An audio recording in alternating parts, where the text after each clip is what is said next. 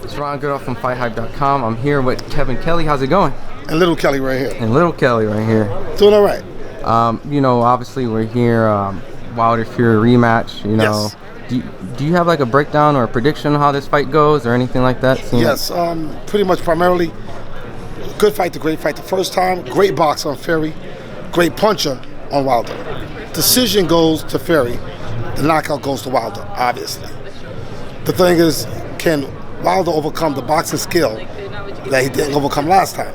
So it's education. Now I'm expecting a different kind of fight. I think both men train differently. Theory-wise, I'm looking at it, saying to myself, you know what? If there is a decision, it probably will be Fury in the decision, maybe. But if Wilder hits him like normal, it's going to happen. And he gets up. He recovers. It's amazing. He recovers. So I think Wilder by knockout, Fury by decision. Do you think it's like any possibility? I know it's the heavyweight division, but Fury's constantly talking about wanting to get the KO. Is that just hyping up the fight? He's just talking. See, at no point in the first fight was he hurt Wilder, right? Let's be honest.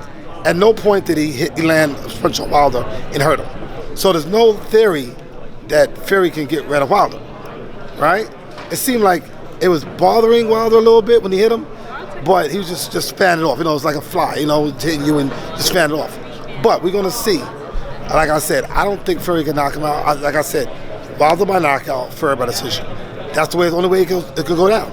And you being a great fighter yourself and coming from just your experiences, he had the trainer change recently, and we haven't. That might hurt him too. And can you just elaborate why? Just from well, this is what happens. Everything in body works by muscle memory. So what happens is, Fury's used to certain instructions, a certain way. It's like in any sport. All of a sudden, you go into a major title fight, and you got new instruction. Even though you've been trained in it in 3 months, muscle memory is still going to resort back to what it learned in the beginning.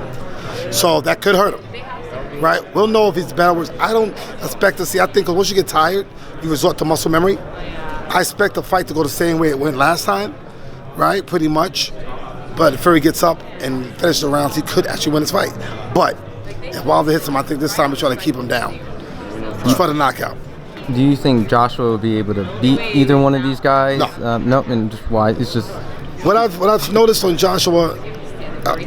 Something was wrong with that fight with Ortiz. Something was majorly wrong. Ruiz. Yep. It seemed to me there seemed to be something psychologically there that you got to overcome. He wasn't the dominant force, you know what I'm saying, in that fight, and it showed that he's penetrable. You can penetrate him. Wilder, I think, knocks him out. I think Tyson Fury just outpoints him. So the guy we're talking about is Alexander Usyk. That's my man Colin Gates right here. He just been Alexander Usyk. That's my partner right there. Sukerpunch 2018. If you're watching, I like the way boxing's headed now. I like the way it's looking. You got some nice heavyweights out there. Made some great fights. Some nice welterweights. You got Crawford. You got Spence. You got all these guys. Great fights. Let the era begin. And seeing that you've been in an amazing gladiator wars, you can never forget the fights that you've been in. And do you see any type of fights now that could live up to potential, like a fight that you've done in the past? Is that a Crawford-Spence? Crawford-Spence could live up to that potential. It's got to be a fight where guys, two guys at that level, we all have great boxing experience, and we say, okay, tell you what, let's add some fight to this boxing experience, and let's see who goes first. It's an ego contest.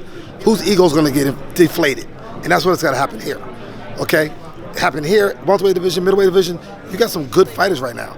We got to get them together. Problem is, too many networks are playing games. You got a lot of networks. I ain't gonna name nobody network, but a lot of games playing games. Boxing politics. Boxing politics is what's stopping it. Years ago, if I felt you beat me, I was chasing guys. I went overseas and chased Prince. Yeah. And I just chased guys because I think you need a good opponent so you can fight, have a great fight. There's no such thing as great fighters, only great fights. That's what makes this boxing thing work. Do you think a great fight between, a fight between Lomachenko and Teofimo, is that? It's too early yet with Teofimo. Teofimo just got on the scene. Now, this is how it works. If Teofimo destroys him, right, which is going to be hard, destroys him, he's a newcomer out. He runs boxing. Now, if Teofimo gets stopped, it's a lesson learned, and he'll learn from that lesson and come back and regain championship. I think Teofimo, I told Colin a while back, I think Teofimo is the future of the sport.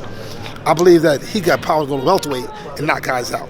So I think he's the future, but can he get past Lomachenko? That Lomachenko is no joke. And you know, before, of course, I let you go, is there anything that you want to let the fight fans know what you're up to, and anything outside of just, you know, normal boxing?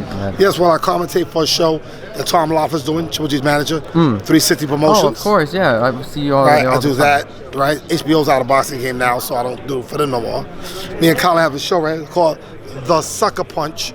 It's with The Sukerpunch 2018. Check that out. We're covering a lot of these fights. And where can we find that? On YouTube, on Instagram. That's all. Instagram. Shoot it through Instagram. We're just getting it started, getting it rolling, picking up momentum, and trying to push over to the YouTube side and all the rest of social media, and just try to bring a new angle to boxing to the world. And just, you know, the collaboration. Just how did you guys meet? Just, you know, just. Me and Kev been friends for years, man. We've been friends for years. We just decided we both have a love for boxing. Obviously, from the professional side, his love is completely different than the love of a fan, from a fan perspective. But we're good friends, and we have a good vision, and we work good together. And we're gonna bring something good to the boxing community. Yeah, take a look at the Sukerpunch.